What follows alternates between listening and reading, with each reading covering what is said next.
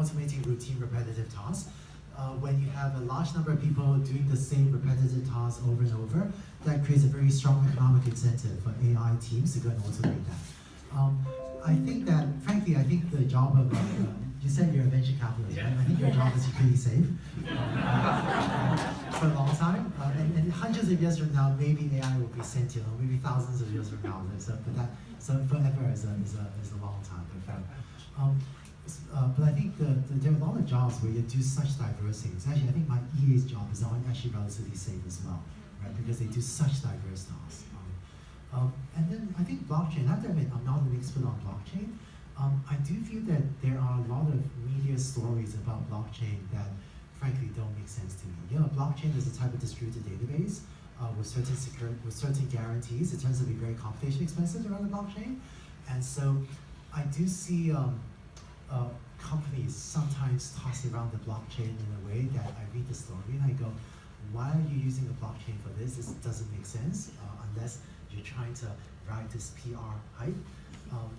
I do think that the blockchain might be here to stay. It seems to be a thing. Governments, Bitcoin, right, seems to be becoming a thing, and that governments are starting to recognize it. Having said that, I do sense that there is some amount of incentive for owners of Bitcoins to drive PR hype around blockchain and Bitcoin in order to, because that could raise the value of the Bitcoins for the people that currently hold Bitcoins. So it's a complicated ecosystem. I hope I'm not offending any Bitcoin owners, but I do think that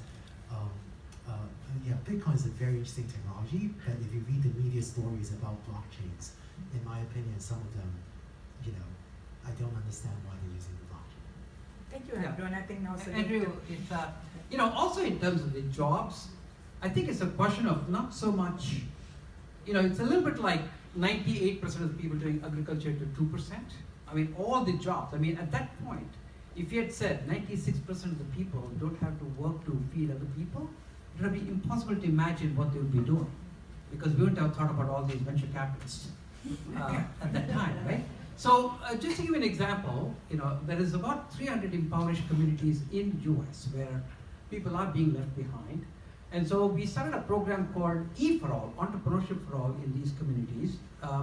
We're running it in 5 places in Massachusetts right now.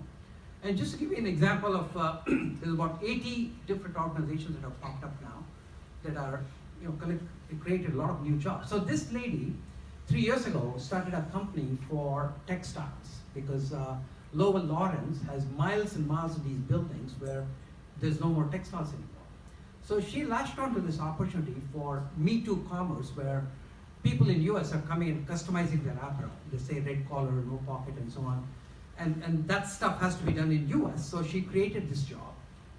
But suddenly, over a couple of years now, Armour, Nike, all these guys have come up with a whole new technology to do textiles. So they do stitch textiles without any thread and needle, right? It's all glue and supersonic welding and all that kind of stuff. And so now she has 60 employees and she'll have 1,000 employees within 3 years. And if you go and see her shop, it's all high-tech equipment that Under Armour has given her, $100,000 worth of equipment. And she does all the prototyping and all those runs and everything else. So if it's not so much training people to do a job and then attracting companies, you know, that used to be the old model. I think the new model is to really get people excited about looking for opportunities, creating these new companies and creating these new jobs and preparing people for those. Thank you, Desh and Andrew. So I think a good time to play a couple of minutes of this Akshaya Patra video. It's very powerful.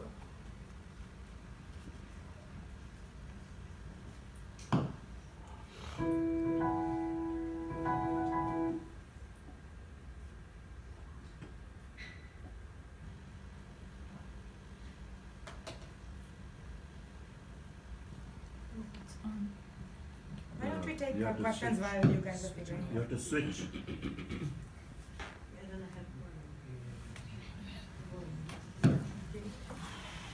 Oh, we get the details. You just need to switch to the project. Switch to this one.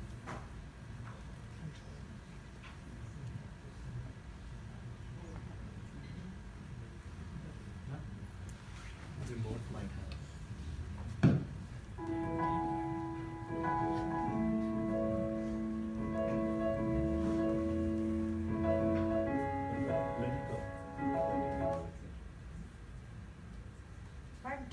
put it on Okay. mute and you guys figure it out, and we'll take more Yeah. questions in the meantime.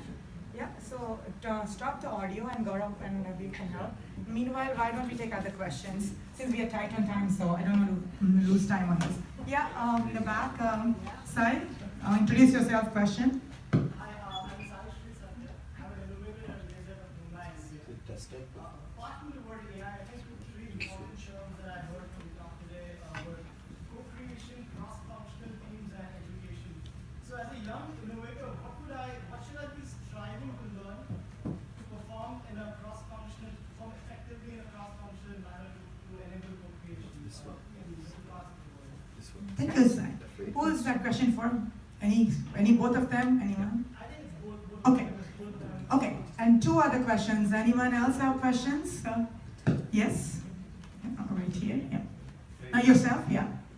Well, I can just say that I must congratulate the concept of public-private partnership that was mentioned, that you get donors to provide, and then the government matches. This is really, really incredible, nice. So I hope that this can be duplicated to other places, because there's a sense in the U.S. that the relationship between public and private partnership is not working very well. So I would like to see if we can draw some similar success story if you have it. Thank you. Thank you. And I think we had a question on that side as well. Thank you for your help.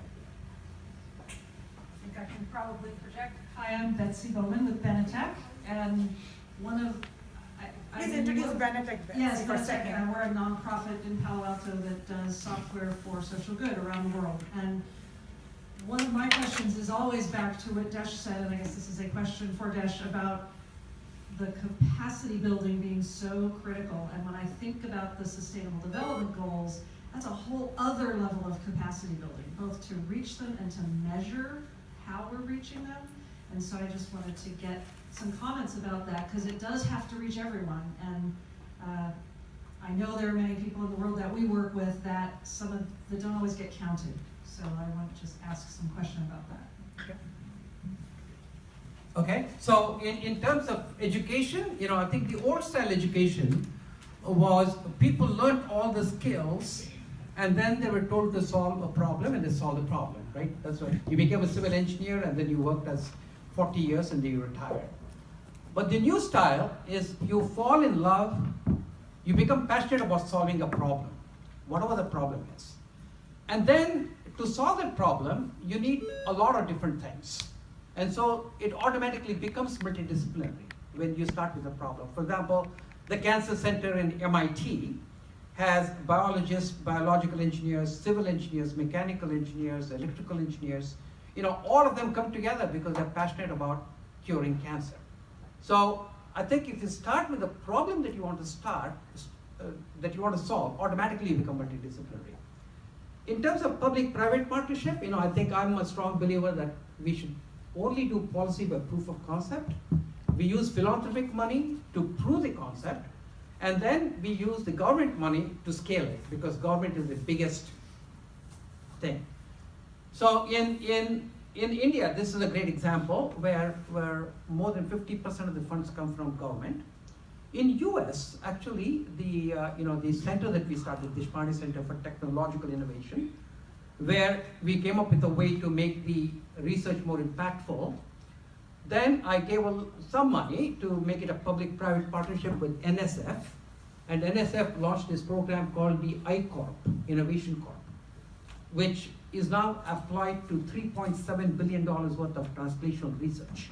So I think there are examples, but we need more examples of those. So government should not in isolation make policies and spend a lot of money because they have no clue what they're doing. And the philanthropists should not spend money just in isolation and solve point problems. They should always have in mind that it becomes a part of the overall system. So you have to start that up front, otherwise you can't get there. And in terms of building capacity, I think what we have done for the last 10 years in India is we just built a 300,000 square foot campus where we train these young men and women, 18 to 25 years old. And in 4 months, it's amazing to see how we can totally change the mindset of these people. And we do 5,000 people a year, right? And so we're trying to fine tune that and use a lot of technology and everything else to scale that. And once you scale that, you build an army of these people. So, I think people from MIT, Stanford going and helping out India, it's okay. But for them, it's a huge sacrifice. But for these kids, whom you pay 10,000 rupees, $200-300 a month, it's a huge opportunity. So we just need to create an army of people who are really excited about doing something, and then you're creating the capacity. Thank you. Andrew? Yeah, so your question about young entrepreneurs, what do you do, what do you learn? Maybe, I think, maybe 2 pieces of advice. One is, there's a lot to learn. And so in my own life, I read a lot, and that's really helped my own learning. And take online courses, right? And I think one of the challenges of education, both for us as individuals as well as for society, is that there are almost no short-term rewards. So this weekend, you spend all weekend, reading, right? Read Lean Startup, Crossing the Chasm, Running Lean from 0 to 1, some of my favorite books. Spend all weekend studying. The next Monday, you're not actually that much better at your job. Your boss doesn't know you just spent all weekend studying. They're not going to come and praise you and give you a pat on the back. So there's almost no short-term reward. But the secret, of course, to education is not to work hard just for one weekend. It's to do it week after week for a year. And after that, you will be really good at this. And so I think that to the extent that you could do this, even without those short-term rewards, or one thing we're seeing, actually one thing that Coursera is seeing in a lot of companies is companies are coming together to form a community in the workplace to take courses together because the community gives each other peer support. So that also works as a peer group. But I think that if you're starting out, almost all of it, is a good use of your time. If you go to Amazon, read the best books on, entrepreneurship, product marketing, right, operations, strategy. I think almost all of it, many of the best-selling books are just helpful. And if you spend a year reading books every weekend, you actually learn a ton. So that's one, and then I think the other piece of advice for entrepreneurs is, a very quick story. Early days at Coursera, it was me and sometimes one master student, sometimes 3 or 4 students building websites. Some of our websites had 30 users, right? But definitely in the early days, a lot of my friends were skeptical. And the school of there were education professors, right, that would come and say, Andrew, where's your educational efficacy study? Like, you haven't, written a paper documenting that there's scalable online education. Where are the learning outcomes and documenting? And we didn't have that documentation. But I think as an educator, I felt it would work. And I said, I don't care, I'm doing it anyway. So I think, if I'll be very honest, I think one of the weaknesses of the impact community is that you don't do this work unless you care about people, right? I think most of us care about people, we care about humans, when we make the world better, we want to help people on this planet. I think one of the weaknesses I see in the impact social good community is there is, on average, I think sometimes a higher than I would recommend reliance on peer support and on the peer approval. Because frankly, often as an entrepreneur, if you've thought about the problem longer than anyone else, you will see the solution and you'll believe it, and no one else might believe it. And the only way forward is to just go say, forget this, I'm gonna do it, even though sometimes, you and your spouse, or sometimes even actually my spouse is actually my heart, sometimes really tough critic. But sometimes you and your one buddy might be the only ones that believe in it. And my advice is, so long as you don't think you do harm, so long as the worst thing to happen is you waste a bunch of your own time, my advice is just go do it. Because if you fail, hopefully you learn something. And a lot of the best ideas are not consensus driven. And I would encourage you